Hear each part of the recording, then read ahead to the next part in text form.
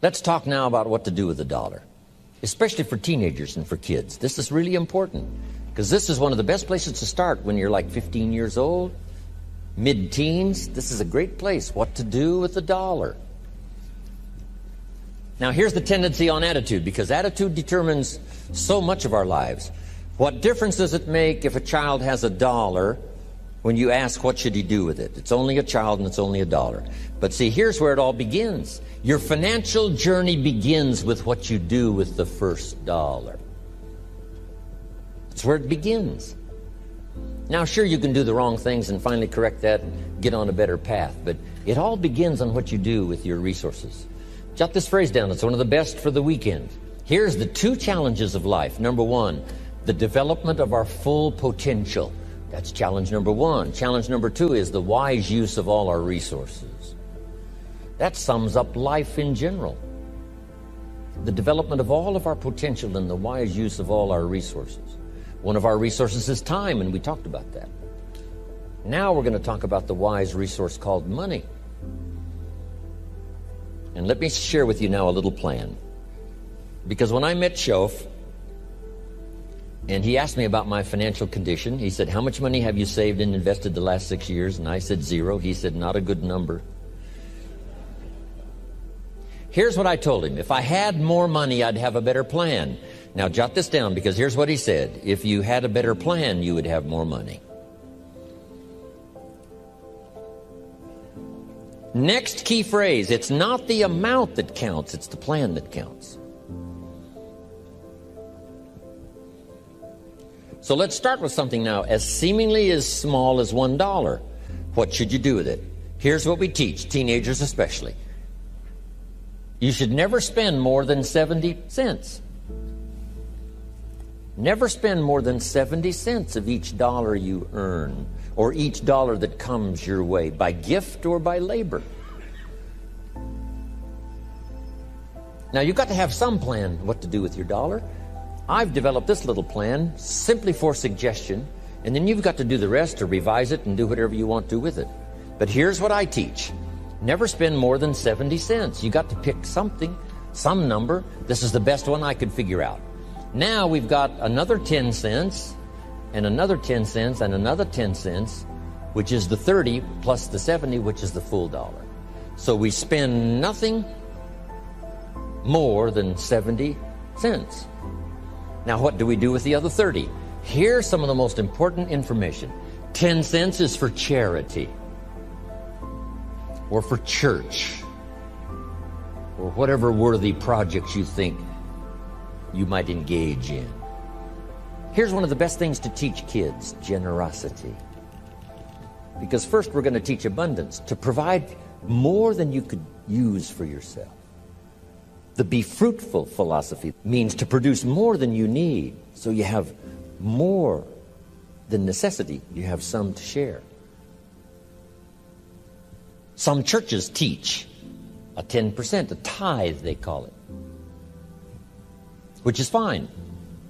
The key is to either administer this 10 cents yourself or to give it to some institution, a church or whatever, and let them spread it around. Let them put it where it's needed.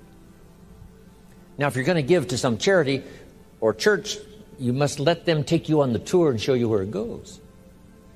Okay, if you part with the money, let them give you the tour. Here's where the 10% goes if you're going to tithe. Because now that gives you great joy to give 10%. Because you say, hey, here's what it's doing, here's what it's doing, here's where it's going, here's who gets it. Okay? Now the next 10 cents is called the use of capital. Here's what capital and capitalism is. So jot this down. Capital is any value you set aside. Capital is any value you set aside to be invested in an enterprise that brings value to the marketplace, hoping to make a profit. That's what capital and capitalism is. I can say it in one sentence.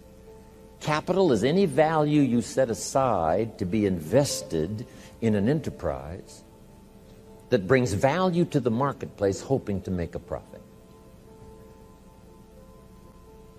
Now, the capital is the value you set aside. taking capital and investing it in an enterprise and bringing the value to the marketplace we call capitalism. Capital and capitalism. Now, who can understand this? First of all, the farmers understand it. Here's what seed corn is. It's capital. It's seed corn means the seed that you set aside to be planted in the ground, take care of in the summer, hoping to have a profit and a harvest in the fall. So the farmer sets aside his seed corn. Question, would he let his family eat it? No, this seed is not to be eaten. It's to be invested in the ground, to take a risk, cared for in the summer, harvested and multiplied in the fall. That's it. Now, the same is true of some of your money. If you set aside, and I suggest, part of your capital should be set aside for an enterprise to show a profit.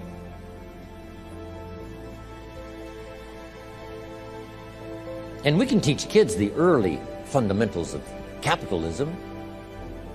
Now, once the kid has $1 profit, now what should he do with the dollar? This is the formula that I've come up with, what to do with that dollar. Don't spend more than 70 cents, 10 cents for church or charity, 10 cents to invest back into your business so that someday you can buy more than one bottle and get it a little cheaper so that when you sell it, you make a little more money. Now, here's the other 10 cents. It's 10 cents that you invest and let someone else use it. This is called active capital, where you actually engage in the enterprise that makes a profit. Now, another 10 cents is for passive capital, where you let someone use this 10 cents out of every dollar. You put it in a bank that pays interest. They use it and they pay you for the use of this money. That's called passive capital. So we've got active capital and passive capital. Maybe you invest this in a stock eventually if you have enough money, and the stock pays you dividends, and also there may be an increase in the value of the stock. So this is the little formula I come up with: 70, 10, 10, and 10. It's very simple. And kids can figure it out, kids can understand it. Enterprises that kids can be involved in starting early. Now, when you first start, if you're an adult now, you may be in such bad shape financially that you couldn't do the 70, 10, 10, and 10. If you're in real bad shape, you may have to do the 97, 1, 1, and 1. Because it may take this to pay your bills if you haven't had a good plan up until now. But jot this down now. It's not the amount that counts, it's the plan that counts. So let's say you were in such poor financial shape, you had to start 97, 1 for charity, 1%, another 1% for active capital, another 1% for passive. Now here's the key. To get these numbers starting up and get this number starting down. If you will actually do this, you can't believe how exciting it is to watch the numbers change. Remember what Shoaff said. If you will change what? Everything will change for you. If you start to change, I'm telling you, these numbers will start to change. And the first thing you know, these numbers keep going up, up, up, up, up, until finally you can get to the 70, 10, 10, and 10.